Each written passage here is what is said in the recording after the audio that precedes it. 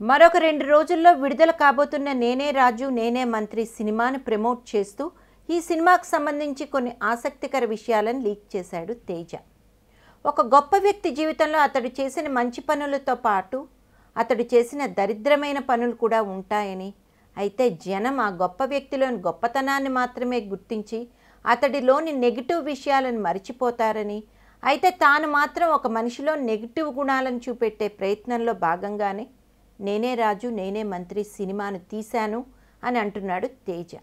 ఈ cinema promotion కోసం media ముందుకొచ్చిన తేజ గత 15 ఏళ్లలో తాను తీసిన ఫ్లాప్ సినిమాల గురించి మాట్లాడాడు.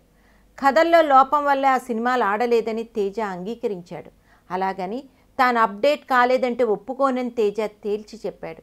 ఒకసారి తప్పు చేశామంటే మళ్ళీ అవే తప్పులు జరిగిపోతుంటాయని, అలాగే తాను కూడా వరుసపెట్టి తప్పులు చేశానని తేజ అన్నాడు.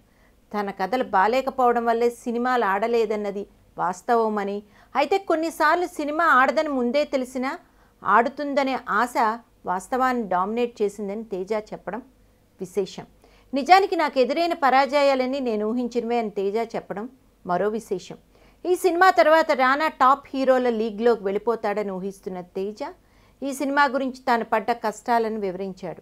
తాను అనుకున్న అవుట్పుట్ వచ్చే వరకు కష్టపడే తాను గతంలో తన సినిమాలో నటిస్తున్న హీరోలపై హీరోయిన్స్పై చేయి చేసుకున్న విషయాలు నిజమే అంటూ, రానా విషయంలో మాత్రం తాను భయపడ్డాను అంటూ జోక్ చేశాడు.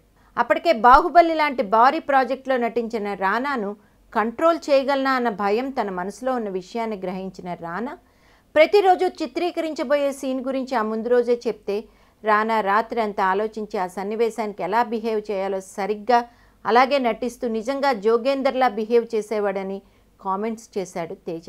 అంతేకాదు రానాలో ఆ ఇంటెలిజెంట్ యాక్టింగ్ తనకు బాగా నచ్చింది అంటూ, అందువల్లనే తాను రానాను కొట్టే ఆలోచన చేయలేదు అంటూ మరో జోక్ పేల్చాడు.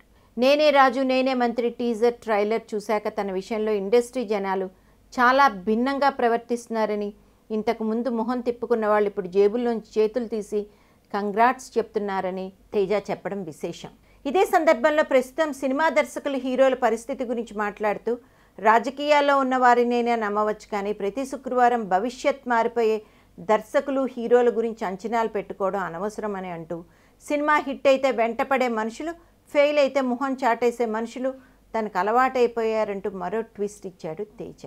అయితే ఈ సినిమా ఈ శుక్రవారం సూపర్ హిట్ అవుతుందని, ఆ తర్వాత తన ఇంటికి కూడా సినిమాలు చేసి పెట్టమని చాలామంది సూట్ కేసులు తీసుకువస్తారు అంటూ ఎంతో నమ్మకంతో ఉన్నాడు Teja. We wish him all the best.